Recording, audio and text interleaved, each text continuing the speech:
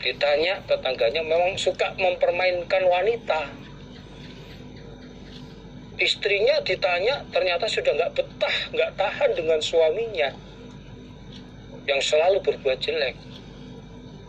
Maka disitulah, karena memang sebelumnya kesaksian di sekitarnya seperti itu, maka dihukumilah talak 3. Sebagaimana yang berlaku pada zaman Umar bin Khattab. Akan tetapi kalau talak 3 ini ternyata begitu ditanyakan kepada pengurus atau orang yang ada di sekitarnya, ternyata sebenarnya saat keadaan kalut, orangnya baik. Orang di sekitar menyaksikan orang itu laki-laki yang baik, bertanggung jawab. Keluarga istri ditanya juga begitu. Istrinya ditanya juga sama, baik suaminya. Cuma pada saat itu mungkin bekerja, capek, kondisi kalut pikirannya. Kemudian istri ternyata waktu itu juga ikut marah-marah, andai kata pada saat itu, yang akhirnya tidak tersadarkan seorang suami mengucapkan talak cerai 3 kali sekaligus pada waktu itu. Nah, karena dilihat ternyata sang suami juga nggak sadar atas ucapan talak yang telah diucapkan 3 kali karena emosi. Karena emosi sesaat pada waktu itu. Dan memang kenyataan suaminya juga suami yang baik sebenarnya. Istrinya juga menyatakan suaminya baik karena emosi. Orang di sekitarnya menyaksikan juga baik. Niatnya nggak mau sampai talak seperti itu, talak 3.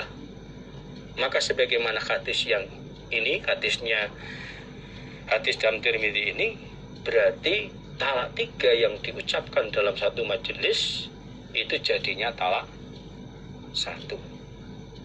Hukum talaknya tetap sah, tapi dihukumi 1. Ini karena sekitarnya menyaksikan baik, kemudian keluarga pihak perempuan juga begitu, istri sendiri juga sama, suaminya sendiri yang mengucapkan juga menyesal. Memang tanpa kontrol, niatnya nggak cerai sebenarnya.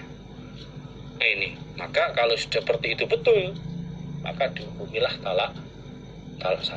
Ucapan talak 3 itu dihukumi 1 sebagaimana hadis ini. Tetapi kalau talak 3 langsung, memang orangnya, suaminya kurang ajar, kurangnya jelek, gak bertanggung jawab, sekitarnya menyaksikan begitu, istri juga nggak mau kembali kepada suami, memang suka menganiaya dan sebagainya, maka seperti zaman Umar dihukumi talak 3. Adapun masalah talak 3 dihukumi talak 1 pada zaman Nabi dan pada zaman Abu Bakar, sedangkan pada zaman Umar tetap dihukumi talak 3, itu dijelaskan dalam hadis Sahih Muslim, juga dalam hadis Abu Dawud, juga dalam hadis Nasai kitab Thalaq. An Abi anna Aba So'ba qala li Ibnu Abbas.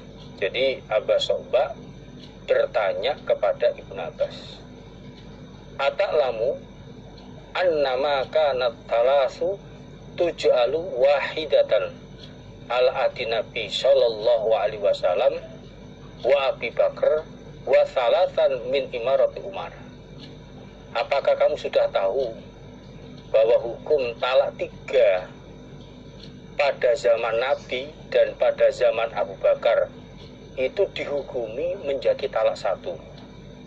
Sedangkan pada zaman keamirannya Umar, pada zaman Umar bin Khattab, dihukumi tetap talak 3. Jadi melafadzkan talak 3 kali pada zaman Nabi dan Abu Bakar dihukumi 1, sedangkan pada zaman Umar dihukumi tetap talak 3. Apa kamu tahu itu? Faqala, maka menjawab sahabat Ibnu Abbas, na'am, ya, saya tahu. hukum tersebut. Jadi hukum pada zaman Nabi dan zaman Abu Bakar mengucapkan talak 3 dalam satu majelis dihukumi talak 1 itu juga berlaku. Maka dilihat keadaan terjadinya talak tersebut. Juga talak 3 dalam satu majelis itu juga tetap dihukumi talak 3 pada zaman Umar juga berlaku. Itu juga dilihat keadaan pada saat terjadinya talak 3 tersebut. Ini sudah saya jelaskan pada penjelasan yang sebelumnya. Maka dalam masalah cerai, seorang suami itu harus ngepolkan sabar. Sabarnya harus double ketika menghadapi situasi kondisi marahnya istri. Apalagi pada saat kondisi suami juga capek. Ini harus hati-hati.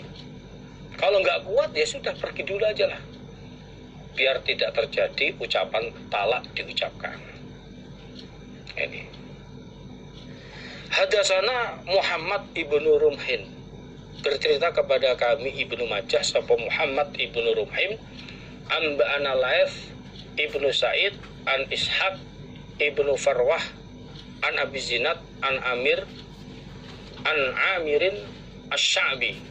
Qala berkata siapa? Amir Asy-Sya'bi. Qultu berkata aku li Fatimah binti Qais, hadis ni menceritakan engkau ni padaku antolakiki tentang perceraianmu. Jadi Amir Asy-Sya'bi bertanya kepada Fatimah, tolong saya diceritain tentang terjadinya perceraian kamu. Saya ingin tahu kejadian proses terjadinya perceraian kamu itu bagaimana. Qalat menjawab siapa? Fatimah. Talaqani telah menceraikan padaku sapa zauji suamiku. Salasan 3 kali.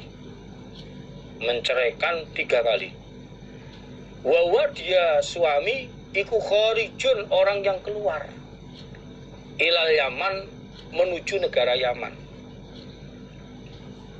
Lalu Fatimah menceritakan bahwa suami saya itu menceraikan saya dengan talak 3 kali.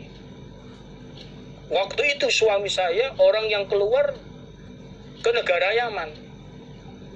Jadi talak 3 lewat surat atau lewat orang lain, lewat utusan orang lain untuk menyampaikan kepada saya.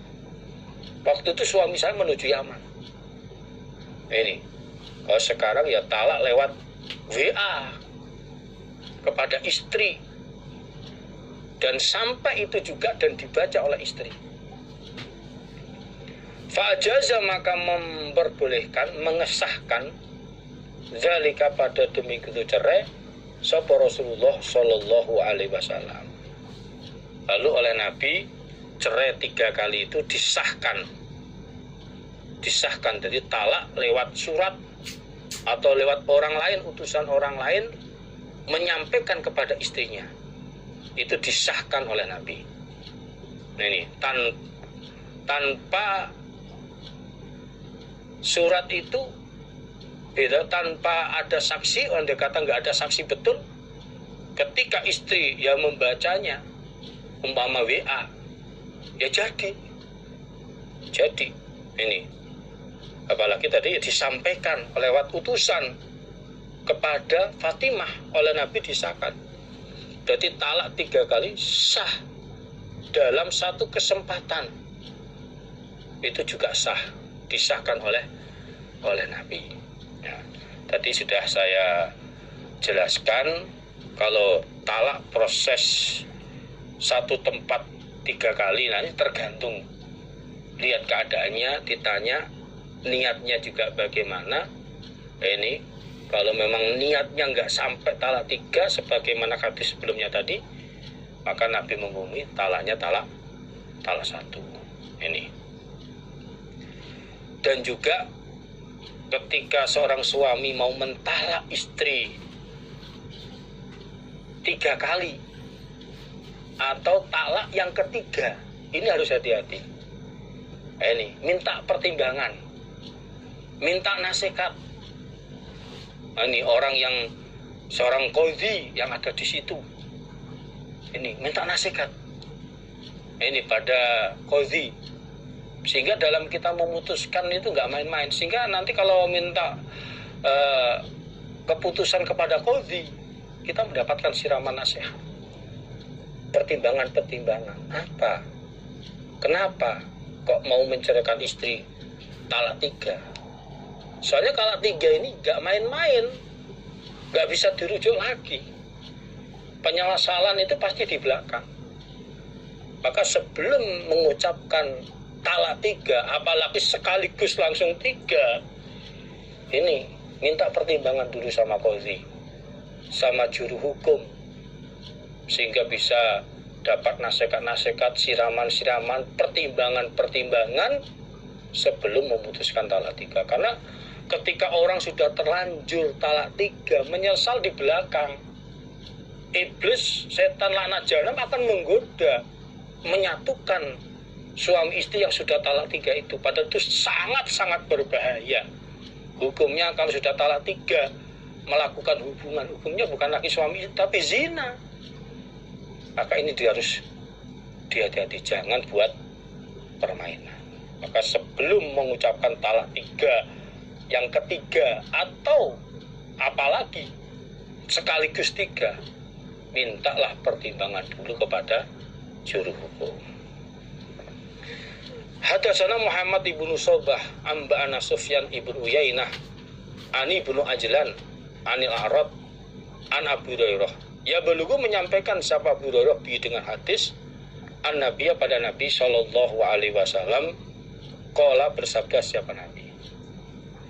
Al-mu'min adapun orang iman al-qawi yang kuat fisiknya, iku khairun lebih baik, wa ahabbu dan lebih disenangi, ilallahi kepada Allah, minal mu'min daripada orang iman, al-dhaif yang lemah, lemah fisiknya. Orang Jawa mengatakan ingker-ingkerian, lemah, kena angin dikit masuk angin. Tapi wa fi kullin dan di dalam tiap-tiap orang iman khairun kebaikan.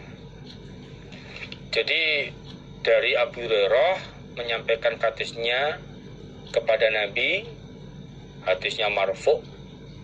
Nabi bersabda bahwa orang iman yang kuat fisiknya, mentalnya, itu lebih baik dan lebih dicintai oleh Allah daripada orang iman yang lemah fisiknya.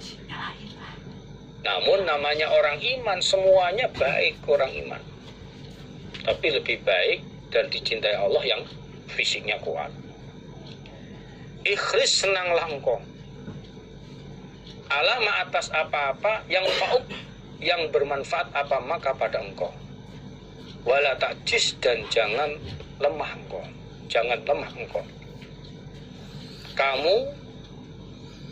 Kamunya kembali kepada Abu Hurairah, senanglah,